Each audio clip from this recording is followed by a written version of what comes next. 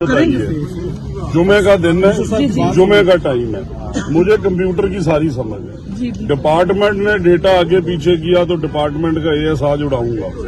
अगर एनालिटिक्स में ये निकल आया कि आपके मोबाइल से डेटा आगे पीछे हुआ है तो फिर आपके खिलाफ भी एक्शन है। नहीं सर जीमेल का मिसयूज किया गया। मैंने आपसे बड़ी सिंपल सी बात की है, मैंने बात लंबी नहीं की कि डिपार्टमेंट ने डेटा हैक किया। सुन रहे सर डिपार्टमेंट ने मैंने दूसरी बात नहीं की। आपने मुझे अभी आगे कहा है कि उनका आईटी का इंजीनियरिंग इन्वॉल्व था। नहीं सर अब ये नहीं कह रहे। फिर क्या कह रही है? उन्होंने कहा है कि इस और यार तू चुप कर रहा हूँ, गल में फाइनल होने दो।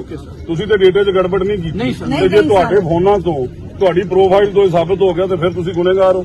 ਸਰ ਅਗਰ ਕਿਸੇ ਨੇ ਮਿਸਯੂਜ਼ ਕੀਤਾ ਹੋਵੇ ਹੈਕ ਕਰਕੇ ਮੇਰੀ ਗੱਲ ਤਾਂ ਸੁਣ ਜੀ ਸਰ। ਹੁਣ ਤੇਰਾ ਅਕਾਊਂਟ ਕੱਲਾ हैक हो गया तो बाकी 20,000 का किसी का नहीं होया।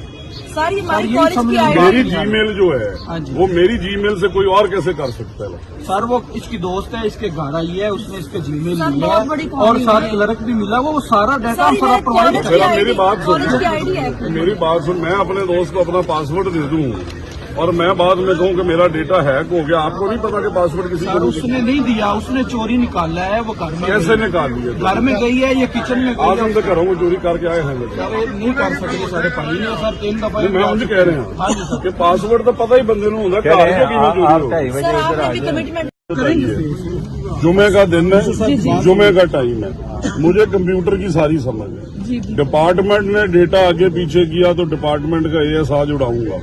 अगर एनालिटिक्स में ये निकल आया कि आपके मोबाइल से डेटा आगे पीछे हुआ है तो फिर आपके खिलाफ भी एक्शन है। नहीं सर जीमेल का मिसयूज किया गया। मैंने आपसे बड़ी सिंपल सी बात की है, मैंने बात लंबी नहीं की कि डिपार्टमेंट ने डेटा हैक किया।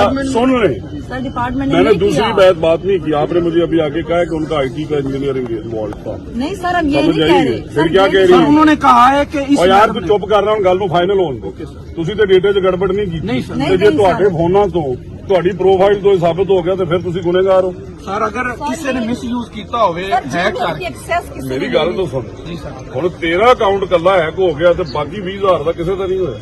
सर ये हमारी ये कॉलेज की समझ आईडी मेरी जीमेल जो है हाँ जी। वो मेरी जीमेल से कोई और कैसे कर सकता है? सर वो इसकी दोस्त है, इसके घर आई है, उसने इसके जीमेल सर, लिया बहुत बड़ी है कॉमेडी और साथ है। क्लर्क भी मिला, वो सारा डाटा हम सर सारा ये प्रोवाइड कॉलेज कर। की मेरी बात सुन। कॉलेज की आईडी है। मेरी बात सुन। मैं अपने दोस्त को अपना पासवर्ड दे दूं और मैं बाद में कहूं कि मेरा डेटा हैक हो गया, आपको नहीं पता कि पासवर्ड किसी सर को उसने नहीं दिया, उसने चोरी निकाला है। वो घर में कैसे निकाल लिया? घर में गई है, ये किचन में आज गई हम है। तो घरों को चोरी करके आए हैं। सर ये नहीं कर सकते सारे भाई ने सर 3 दफा मैं उनसे कह रहे हाँ जी हैं सर कि पासवर्ड तो पता ही बंदे को होता है, घर से किਵੇਂ चोरी हो। सर आपने भी कमिटमेंट